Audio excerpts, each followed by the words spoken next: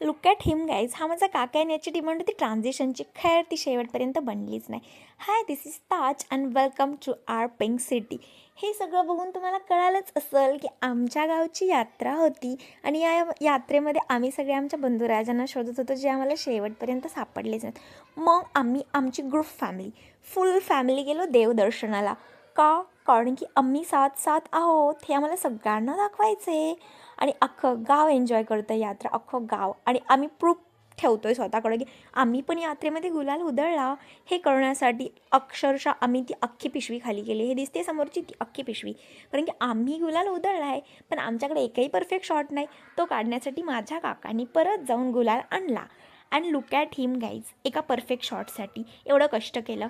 आणि अक्षरशः मी असमर्थ ठरले तो शॉट कॅप्चर करायला. बट इट्स ओके, सगळं गाव मुवमेंट एन्जॉय करते आणि आम्ही काय करतो आहे, मुवमेंट कॅप्चर करतो आहे. कसं?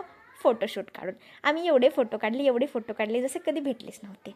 आणि नंतर आम्ही स्वतःच हसत बसलो की काय येडापणा केला आहे आपण. मग आम्ही नंतर असं विचार करत आत्ता काय करायचं.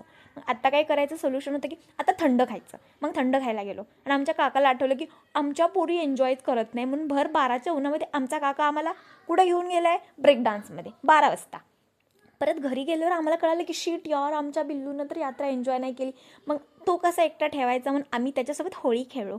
आणि देन आमचं सगळ्यात फास्टेस्ट डाटा ट्रान्सफरनं जी एकामेकांना रात्री बसून गप्पा मारत मारत जी इन्फॉर्मेशन ट्रान्सफर केली ती खूप धोकादायक होती आणि खतरनाकही होती. But it's okay, we enjoy our moment. That's the end of vlog guys. Bye.